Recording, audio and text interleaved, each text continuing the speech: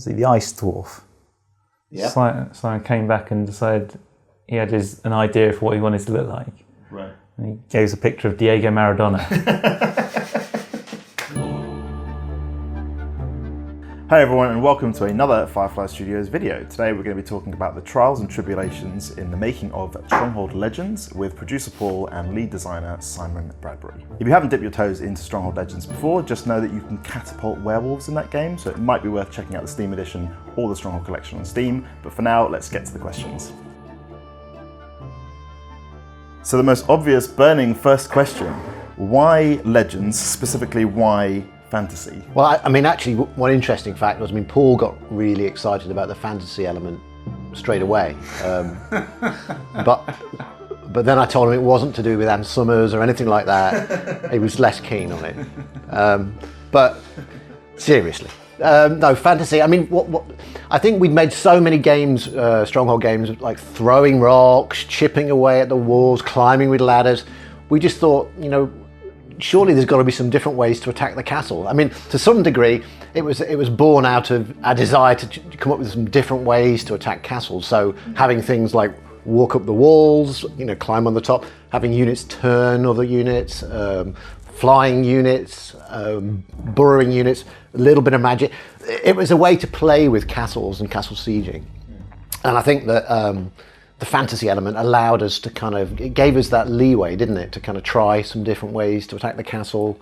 Yeah, because obviously it was a sort of a more skirmish, sort of combat-focused game. So you wanted it to be sort of quite varied if you're going to be playing it, many times over multiplayer games or skirmish. But I think, why fantasy? I mean, outside of the estates and the different ways to attack the castle. Also, I think it added a different setting. So obviously you've got Knights of the Round Table and the Arthurian legends. You've got the Vlad Dracul and all of that, those kind of creepy castle side of things. And then you've got the kind of slightly more the Germanic legends mixed with a little bit of Philip Pullman going on in it. Basically, we took all of the various other castle-y kind of fantasy things and kind of put them together. And you even end up with them all on one map in a lot of cases, didn't you? And that's quite interesting visually. You did, and that's kind of what we wanted to do. Is we wanted to what would happen if we took like Dracul versus Winter is Coming versus the Arthurian lot and put them together. And it is interesting because if you play the three different types, they've all got very different play styles, haven't they? I mean, yeah, definitely. One's kind of noble, which is the Winter lot. In that the units are kind of powerful and strong. Some are sneaky, which is obviously the Transylvanian crew. Whether that's catapulting werewolves over your walls or creeping up a tower and converting your archers to your their side, or then you've got the Arthurian lot who play very differently. That's like a squad of heroes, and so the play styles are very different. So it's kind of that's what outside of it, the fantasy allowed us to experiment with some of the kind of the core Stronghold gameplay. Were there any issues in terms of sort of the design or development with sort of introducing quite different concepts like flying units, the ability to sort of smash a wall down with a special power? Did that introduce any sort of issues in terms of balancing, or was it difficult to code? Because obviously it was built on the Stronghold 2 engine, so it was doing some quite different things with the same engine. I think flying units were easy, huh? Well, I guess so. You don't have to worry about walls and stuff. Yeah, I mean, pathfinding is just one. Exactly. It's like what a fantastic relief. Like no pathfinding required. So flying actually was easier. We did all the hard, heavy lifting with walls and building walls and and screwing with the pathfinding. So flying stuff was easy. Yeah, but the biggest problem with the flying stuff was that obviously we had the height. The camera. Yeah, exactly. We had to, because obviously you need flying stuff to go over like towers and walls and stuff, but at the same time you need to make sure that your camera can get that in. So it's a bit I guess it's not necessarily a slightly technical challenge, especially back in 2006, wasn't it? Yeah. So because they're appearing much closer to the camera, aren't they? I think. And if the more we zoom out, the more we're rendering more stuff in the scene, and there's so it was all a technical challenge. So we had to make a kind of design decisions based off that. But I don't know. We knew that the flying stuff was going to be a bit different, and not something that could ever happen in a normal Stronghold game. So it was cool that we could add it into Stronghold Legends. Yeah, we don't have too many. We have like the kamikaze bats, don't we? Yeah. And then you've got like the Witches. You've got the witches, who are kind of a little bit like the fighters. Yeah. And then you've got you kind of one-off dragons. Yeah, they were a pain. They were harder to do, but they're great. They're a great. Yeah. They're kind of like your kind of ultimate bomber, aren't they?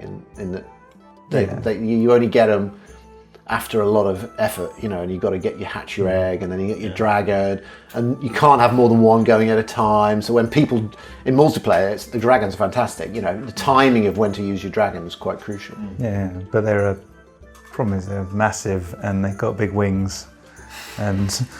Yeah, see, Paul's always talking from the production standpoint, isn't it? Where's your imagination, Paul? Dragons and towers and wings it's not easy. Would you ever consider returning to the fantasy setting? Paul? It was quite controversial at the time. I know still a lot of Stronghold fans. Certainly it's strange, isn't it? Because things have changed, and so maybe it's different. But basically, at the time, there was Game of Thrones is pretty hot right now. I've heard. I've heard about this new Game of Thrones phenomena. It's weird, actually. Yeah, Game of Thrones has kind of normalised fantasy in that way, in that fantasy was always obviously it was out there and stuff, but it was very much appealed to a certain group of games or whatever. But there was that kind of Game of Thrones brought it into the mainstream in a big way, more than anything else probably has. There's a story there, because when I was showing Legends, I did a press tour in the US, and I was out in San Francisco, and I was showing it, I think, to the editor of PC Gamer in San Francisco in 2005, maybe. And I was showing it to him, and he was playing it, and he was going, "Do you know what? This reminds me of a book I'm starting to read at the minute." And I was going, "Oh," and he was going, "Yeah, this Game of Thrones thing," and he'd started reading Game of Thrones. So he was like about 6 months into Game of Thrones in 2005, and he was going, "You should read this." So I did. Fantastic, honestly, thank you very much, whoever you are. I've forgotten your name, but I kind of read. The trouble was then I'd read all the first 4 books, and then obviously now what do I do? Watch the show, or do I sit and wait for him to write the final books? I don't know. I'm stuck. Anyway, what are we talking about? Given this return of fantasy as popular culture, Lord of the Rings obviously is like sort of absolutely sort of embedded in popular culture at the moment. But with Game of Thrones specifically, we've got this kind of return of it with The Witcher, doing incredibly well in those kind of games. I think it's difficult. I think Game of Thrones has kind of normalised it, but at the same time, now everything's going to be compared to basically, are you just ripping off Game of Thrones, or anything you do will just be a kind of like So we've missed our opportunity to make Legends too. I think what we could say at this juncture, Nick, maybe is that Stronghold Next is not a fantasy game, right? I mean, it's there you go. I mean, who knows? We might in the future, but we haven't got any plans to at the moment, I don't think. With reference to the units that changed up the gameplay quite considerably, what are your personal favourites? You have to pick one. What are your favourites? And I'll pick a different one. So whatever I say, you'll pick something different. Yeah. You can't say dragons. Can't say dragons? No. Dragons are cool. It's difficult because there's certain units which are like the creepers. Is that what you're going for? Well, they're different. Or is he going to do the thing where he kind of goes through all of them and then kind of goes, doesn't really answer the question? Great. I was going to say the bats, but then they're like the cheapest thing in the world. You just basically fly. You know what? You can't. You could do worse than the bats, because they're great. I'm not. They're obviously not mine. Now you said them. Creepers are the most interesting because they can climb up the walls. They turn the opponent's enemies into yours. So that's a bit different. You don't see that in many other games. And it's quite cool because it's like if you saw one coming, there was a sort of panic element, but they were quite they were quite powerful. So it was a nice kind of risk reward strategy to them. And you're kind of used to in RTS games having your entire base taken over when you're defeated, but sort of there aren't that many examples of units that capture individual units or groups of units and kind of can slowly take over your base, almost like a like a zombie plague, sort of slowly. Yeah, that's what it is. It's kind of zombie play. I think both those units Paul have chosen are excellent, good units to use in the game from a gameplay perspective. My unit is going to be one that's slightly harder to use and slightly less useful in certain ways. But the werewolf catapult is just. I mean, I like it because it's so funny. And you can, if you're clever with it, you can chain werewolf catapults together so that you can like effectively have this logistics chains where werewolves get catapulted from catapult A to B and then they land and then automatically to B to C. You can set up an endless supply of reinforcements of werewolves. But it's funny and it is actually quite useful, but it just takes a little bit more kind of lateral thinking to get going. The ice dwarf. Yep. Simon came back and decided he had an idea for what he wanted to look like. Right. And he gave us a picture of Diego Maradona. That's it. No, but that had come about from a very long train journey with someone from Take Two, who was the PR guy, and we were sitting there. We'd had a few beers, and we went Diego Maradona, and it all just clicked. Yeah. Sometimes you just need moments of genius like that. That was not one. One final question that's just come up. Quite a few people have said that the sort of the combat and the RTS aspect of Legends is sort of one of the best features of the game. Why do you think that is? Do you know? No, I mean, I think a little bit, as Paul just said, I think that because it's a bit like the way Crusader 1 was based on Stronghold 1, and then we got to get it to be even more polished, and Stronghold 1's a pretty polished game. Stronghold 2 was very ambitious, and it probably wasn't quite as polished when it first came out as it should have been. But with Legends, we got a chance to actually make it run well on most machines, and so not only did it run well, but also we kind of got to put some of those polish elements in there, and I think a lot of those went down to things like unit control.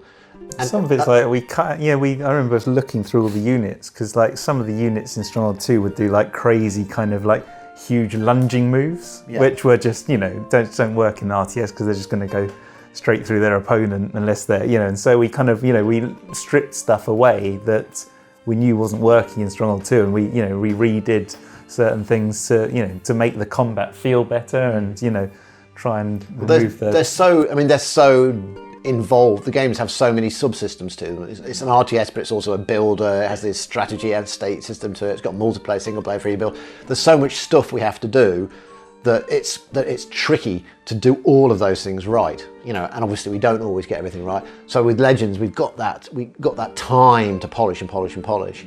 So it's got the really nice the formation system in there. So you could put all your troops in formation, and you could set the direction of formation. Things like that made organising your troops feel a lot better in Legends as well. I think that was the other thing. People felt like they had more control over their armies in Legends. And I guess people appreciate that when they're doing that in addition to base building, simulation, economy, all the kind of constituent parts that kind of make a Stronghold game. Yeah, and there's kind of stuff, we tried to make sure that battles were more, spaced out, as in units had more spacing around them, which is always tricky in an RTS because, space. You don't, of units. But, so it's there's just refinements, lots of refinements from 2.